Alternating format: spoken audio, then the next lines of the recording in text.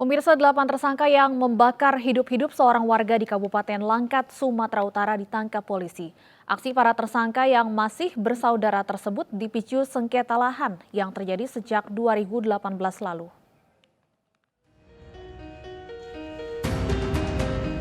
Polres Binjai, Sumatera Utara meringkus 8 tersangka dari rumah dan tempat persembunyiannya. Kedelapan tersangka yang masih bersaudara ini ditangkap atas dugaan pembunuhan berencana seorang warga. Polisi menyebut motif para tersangka membunuh korban lantaran dendam terkait lahan yang dipersengketakan.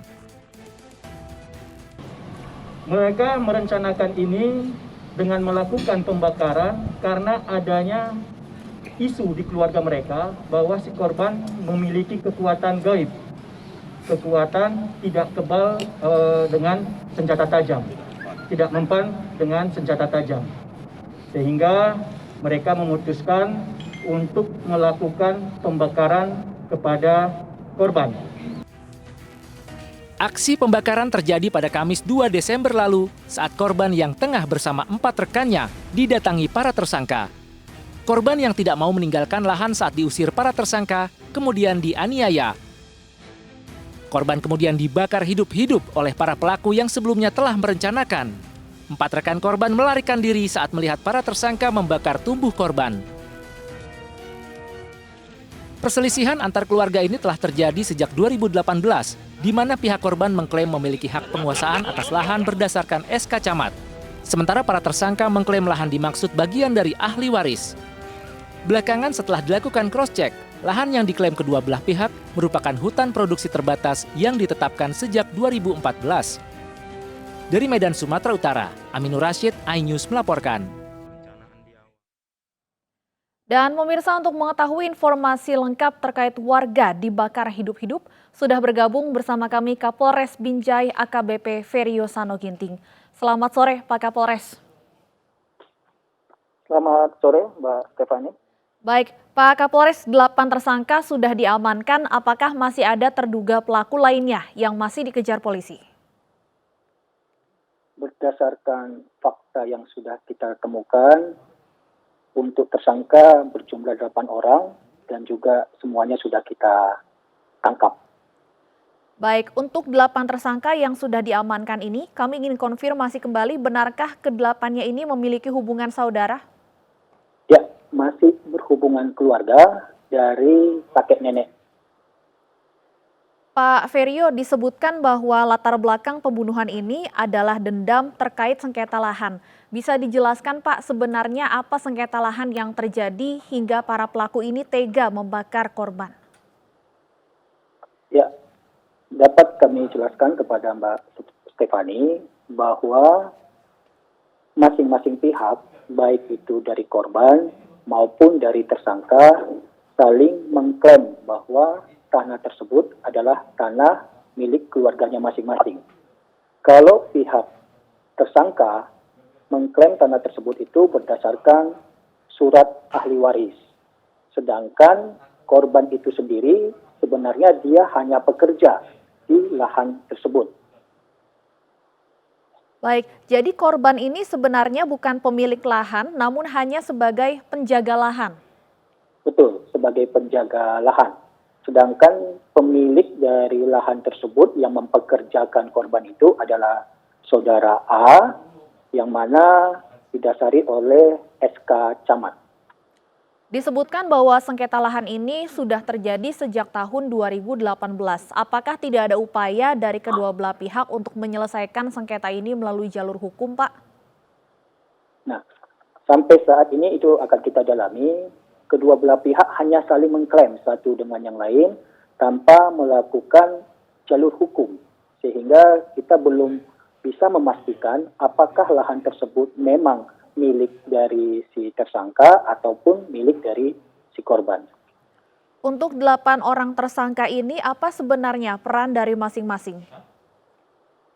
Ya, dapat saya sampaikan kepada Mbak Stefani, kalau kasus ini diawali dengan adanya perencanaan, yang mana pihak tersangka 8 orang ini adalah saling masih ada hubungan keluarga, hubungan saudara, diawali dengan 2 kali pertemuan. Yang pertemuan pertama dilakukan pada tanggal 1 Desember 2021 di kediamannya FS, yang mana mereka mendiskusikan bahwa mereka harus menguasai tanah tersebut dan mengusir korban dari lahan tersebut. Kemudian pada pukul 6 pagi tanggal 2 Desember 2021, mereka bermusyawarah lagi untuk mematangkan rencana tersebut. Disitulah mereka melakukan persiapan-persiapan, baik itu persiapan andai kata si korban melakukan perlawanan dan lain sebagainya.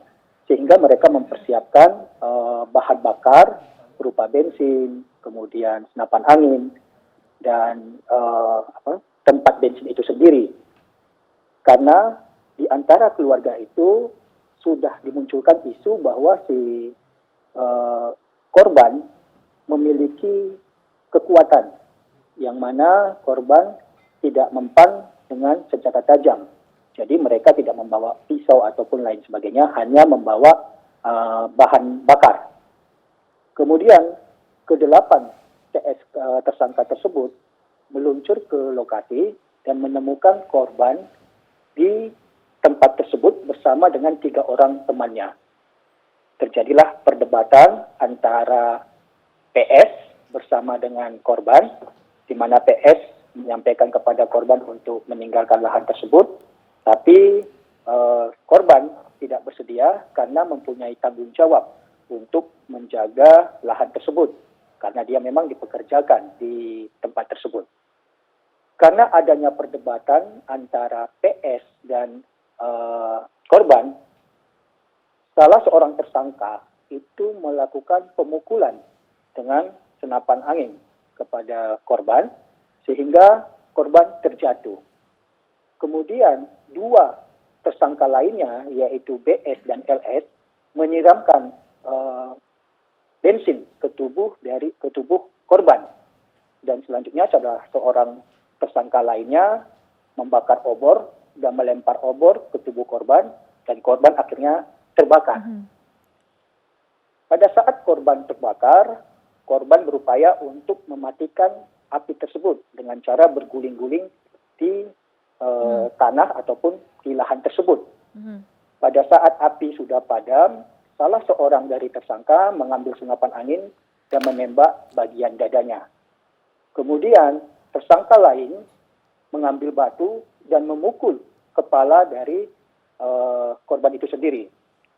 Kemudian dilanjutkan oleh saudara-saudara yang lain melempari korban dengan batu-batuan yang ada di lokasi kejadian. Baik, artinya selain dibakar hidup-hidup, korban ini juga dianiaya menggunakan senapan angin dan tadi bahkan disebutkan ada pemukulan menggunakan batu. Setuju. Baik, Pak Ferio, apa kemudian pasal yang dijeratkan dan ancaman hukuman kepada para tersangka? Ya. Sesuai dengan fakta hukum yang kita peroleh, maka pasal yang dipersangkakan adalah pasal 340, subsidiar 338, yaitu pembunuhan berencana, dan juga pasal 187 ke 3E KUHP dengan ancaman hukuman mati ataupun penjara seumur hidup atau 20 tahun penjara. Ancaman hukuman mati atau penjara seumur hidup bagi para tersangka. Terima kasih AKBP Ferio Sano Ginting, Kapolres Binjai sudah meluangkan waktunya untuk memberikan informasi kepada kami di Ini Sore.